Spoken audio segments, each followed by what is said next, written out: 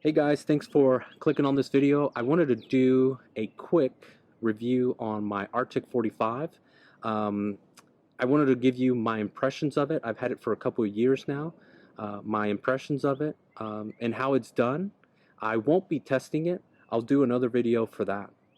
But I just wanted to give you my thoughts on it and my experience with it.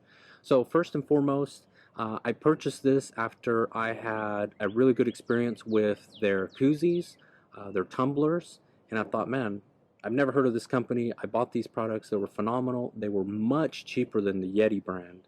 And that's what really got my attention. I really liked the idea of those Yetis, but I just couldn't fathom paying so much more for those. So that's when I looked into RTIC. I'm over in the Dallas-Fort Worth area. It gets really hot. And the company, I believe is out of Houston. And so I thought, another Texas company, cool, let's go for it. Although Yeti, I believe, is out of Austin. So, but the big thing was price. Price for me. I'm pretty price conscious. You want to get your most bang for your buck. And I really do believe that RTIC has done just that. They've really honed in on the price for these things. Now, a couple of things that I do want to tell you right before we get started. It is May of 2018. The reason I say that is because this particular cooler you can't buy anymore. Remember a year or so ago there was a lawsuit. They finally, with Yeti, they finally got it all worked out. And as a result, they no longer sell these. They redesigned them, and now it's a different design. So I do want to tell you that this is the original model, not the second generation, I guess, if you want to call it. But still, it's going to be basically the same thing. So let's take a look at it. I'll tell you how I use it, and I'll tell you my final thoughts.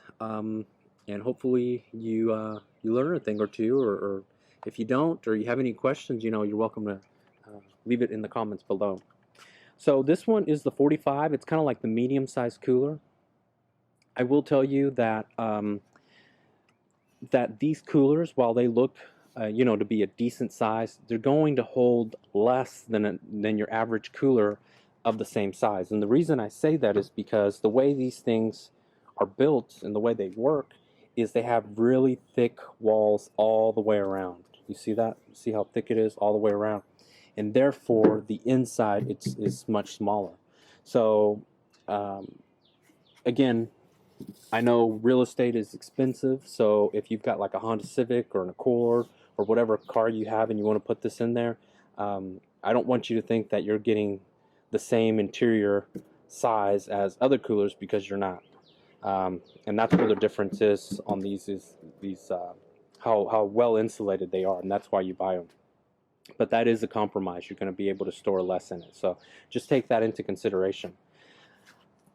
So first and foremost, I wanted to show you these handles. They're pretty heavy duty. They're rubber. They're nice and thick, and it really helps to keep this lid closed. And that is key, because one of the reasons the ice melts is because hot air gets in. And that leads me to the second part of this, and that is that you'll see that it's got a really nice gasket. All the other coolers that I've bought, and granted I haven't spent much money on them, so in all fairness to them, don't have any kind of gasket. So I'm sure that's kind of one of the reasons that they didn't work as well. Nice thick gasket, really nice, and then this really pushes it even down even more, so that's nice. The other thing, it's got a nice little handle, so if you want to open and close, you're not trying to get in between this. You got a nice big handle, and that works well. Although this table is a little on the crooked side, it's kind of leaning back, I think it is. Normally, if I've got a level surface, that door doesn't stay open. The cooler lid doesn't stay open. That's one of my gripes about it, because usually in order to get something, I have to kind of hold it with one arm, get whatever I'm grabbing, and then it closes. It's nice that it closes, because my kids go in and out of it, and that way I know it'll be closed, but still, it's a little annoying. Another thing, just so you guys know, it's got these little strap indentions here. You'll see it here, you'll see it here, and you'll see it there again. And again, that's for the folks that want to strap it down in the back of their truck. That's really nice. Again, got the 45 here. It's got a nice little handle here, so you can pick it up from here. It's also got these kind of straps. I'll tell you, these are already a little on the bulky side. Once you fill them up with drinks and ice, then they're going to get heavy. They're not as easy to carry. So for that reason, you'll need 2 people, and then these straps really come in handy. They've also got these locks in case you want to lock it up or anything like that. Let's take a look at the inside. Again, the capacity, it's a little on the dirty side. The capacity is not the same as a similar sized one, so just keep that into consideration. One of the accessories that I bought was this basket, and I really recommend it. Reason being is, you know, you have all your drinks. If the ice starts to melt and turns watery, you don't want maybe things like you know, your deli meat or anything that you've got in a bag or something to get that water. So you leave it up here, it'll stay out of it, but it still stays cool. I really like that. The other thing I wanted to show you is the drain. I haven't had any issues with it. You know, it's kind of hard to complain about a drain. Although, I guess if I had to nitpick it, I do like that other drains. You know, sometimes they're just, you just push a button and the water starts coming out. So at least the water just comes out. Whereas this, it's controlled and it goes down. Whereas this, the water just starts going in all different directions and it starts spraying. Again, that's just a little gripe, no big deal. Now, remember, if you're going to pay a good amount of money, even though this one is cheaper than the Yeti, if you're going to pay a little bit of money for this, it attracts thieves. These are a hot item, people want them, which means they're more likely to get stolen than your average cooler.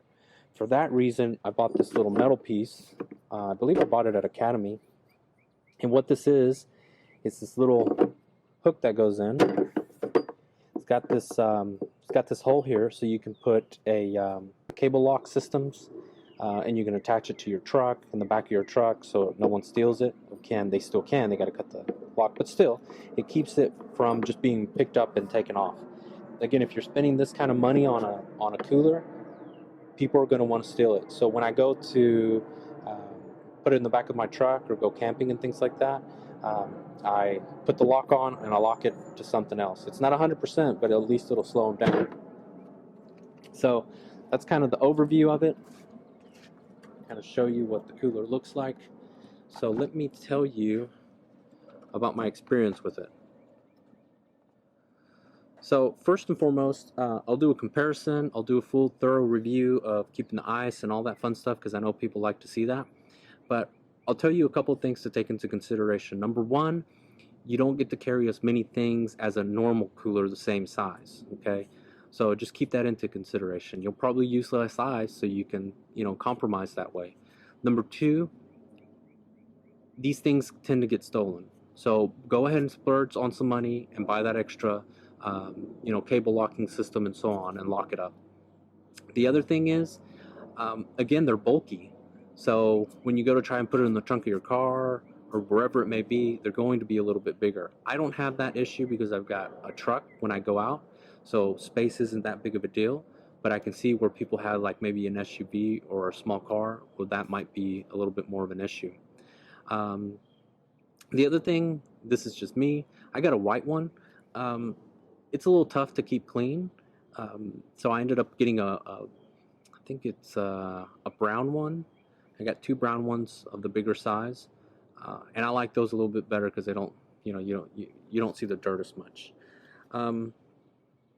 But the other thing, and I'll do another video on how to properly use that, is that you can't just throw all your drinks in there and go. Really get the maximum effect out of these. You want to pre-chill them.